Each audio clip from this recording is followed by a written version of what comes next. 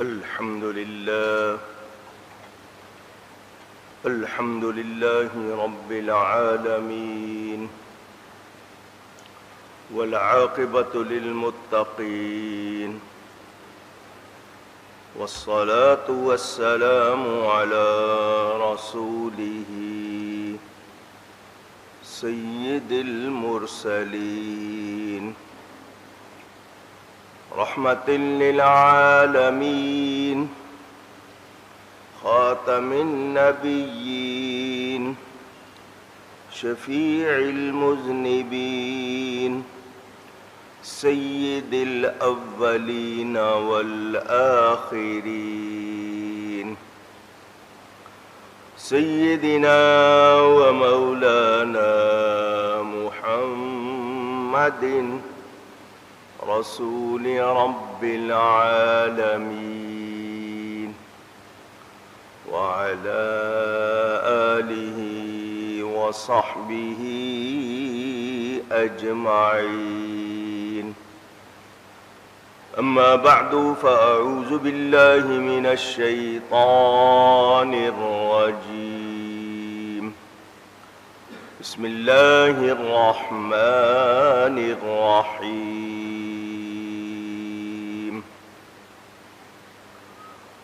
والذين لا يشهدون الزور وإذا مروا باللغو مروا كراما والذين إذا ذكروا بآيات ربهم لم يخروا عليها صما وعميانا. صدق اللہ العلی العظیم. محبت کے ساتھ ایک مرتبہ دروشی پڑھ لیجئے. اللهم صل على سيدنا ومولانا محمد معدن الجود والكرم وآله وصحبه وبارك وسلم. الصلاة والسلام عليك يا رسول الله. الصلاة والسلام عليك يا حبيب الله. الصلاة والسلام عليك يا رحمة للعالمين وعلى آلك وأصحابك يا شفيع المذنبين. حمد و صلاۃ کے بعد قرآن کریم کی سورۃ الفرقان کی تفسیر آپ سن رہے ہیں.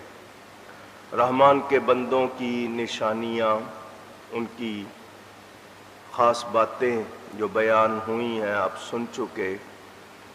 اس میں سے آخری جو بیان ہوئی تھی وہ یہ کہ وہ جھوٹی گواہی نہیں دیتے اور جب بیہودہ پر گزرتے ہیں اپنی عزت سنبھالے گزر جاتے ہیں.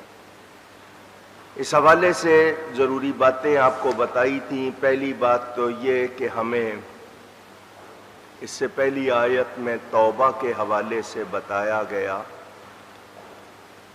کہ اللہ کی بارگاہ میں ہم سے کوئی اس کی نافرمانی ہو جائے جان بوجھ کر یا بھولے سے تو ہمیں فوراً نادم ہونا چاہیے، شرمندہ ہونا چاہیے، غلطی کا احساس ہونا چاہیے اور اللہ کی طرف پلٹنا لوٹنا چاہیے، جس کو رجوع بھی کہتے ہیں اور توبہ بھی کہتے ہیں.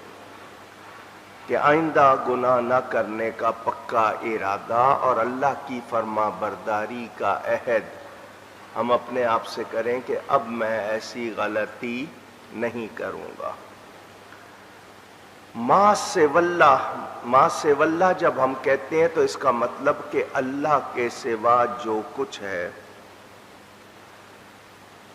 یہ ہے خاص لوگوں کی بات کہ وہ ما سوی اللہ کی ہر شے سے توبہ کرے یا کرتے ہیں، لیکن یہ توبہ بہت خاص لوگوں کی ہے، وہ اس مقام پر ہوتے ہیں، اور ہمیں عام لوگوں کو چاہیے کہ ہماری زبان پر ہر وقت استغفار کے معنی بخشش چاہنا، معافی چاہنا۔ میں لفظ آپ کو سمجھانے کے لیے کہہ رہا ہوں، گناہوں کا صابن۔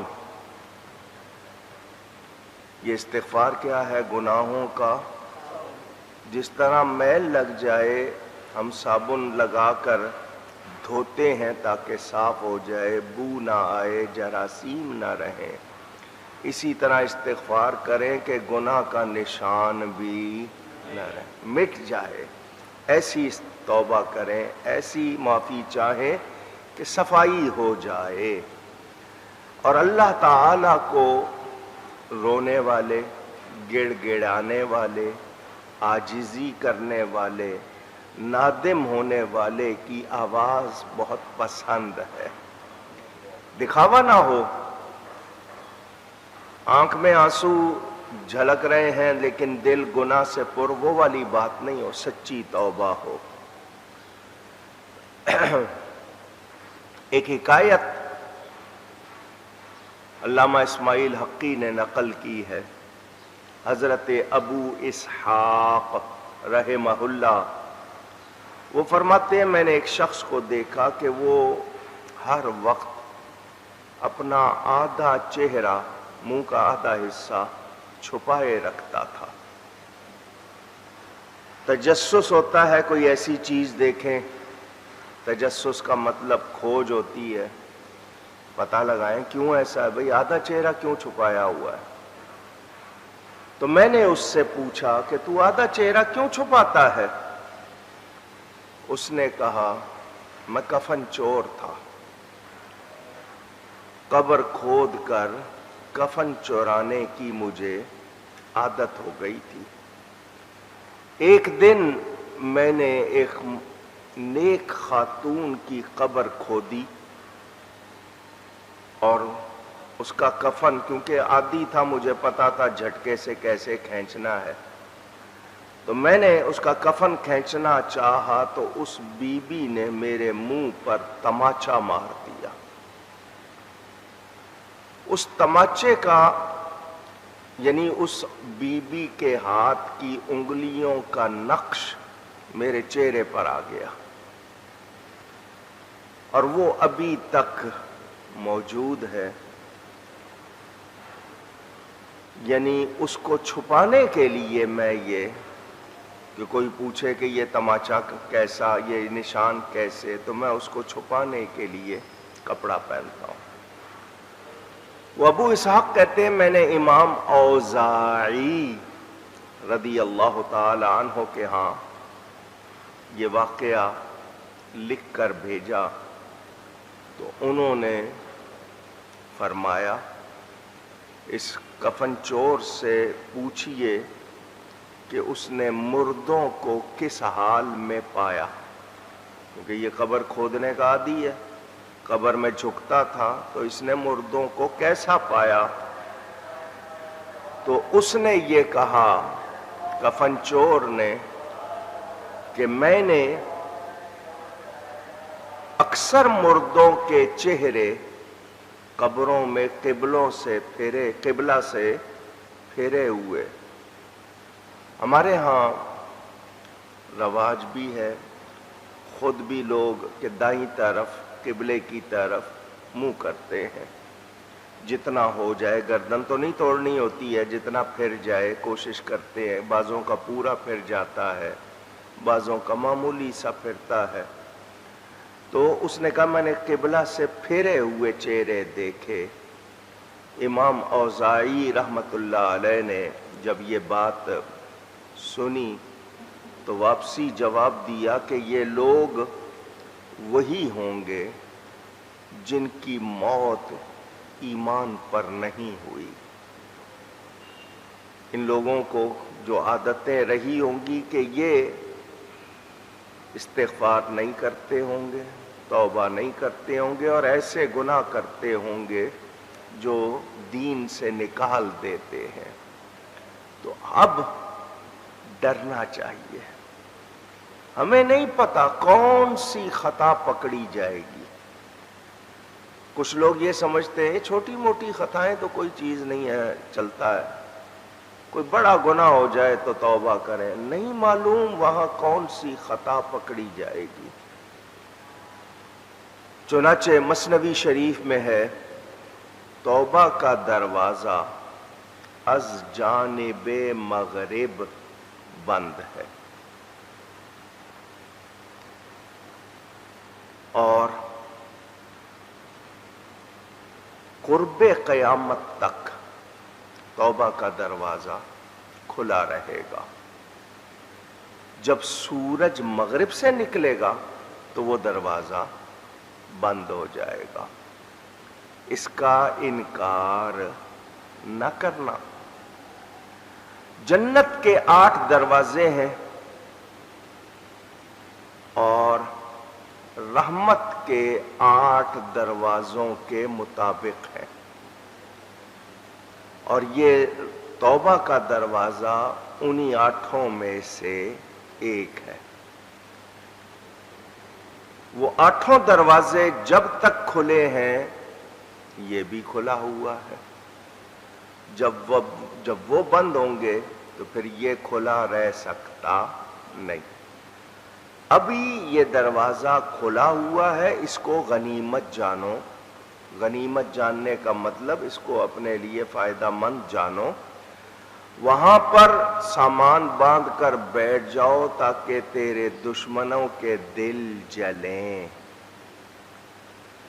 ہم اللہ سے خالص توبہ، پکی توبہ، یہی کہتے ہیں، یا اللہ ہمارے گناہ گنے جا سکتے ہیں، تیری رحمت گنی جا سکتی نہیں۔ یہ بات میں نے پہلے بھی سنائی ہوئی ہے، جنہوں نے نہیں سنی وہ سن لیں۔ اللہ تعالی کی 100 رحمتیں ہیں۔ کتنی؟ 100۔ دنیا میں صرف ایک رحمت کا ظہور ہے، باقی 99 کا ظہور قیامت میں ہوگا۔ تو ایک رحمت پر اتنی مہربانی ہے، 100 پر کتنی مہربانی ہوگی؟ تو اس کی مہربانی کا یقین ہے، بلا شبہ وہ کریم ہے، مہربان ہے۔ اور وہ فرماتا ہے، انا ظن عبدی بی، انا عند ظن عبدی بی، میں اپنے بندے کے گمان کے قریب ہوں، جیسا وہ میرے بارے میں سوچتا ہے میں ویسا کرتا ہوں۔ ہمیں یقین ہے وہ ہم پر مہربانی فرمائے گا، مگر ہمیں بھی تو کچھ سوچنا چاہیے کہ ہم کیا کر رہے ہیں۔ اگر ہم نے اس کو ناراض کر دیا تو پھر ہم نے اپنے آپ کو اس کی رحمت سے دور کر دیا۔ تو توبہ کرے۔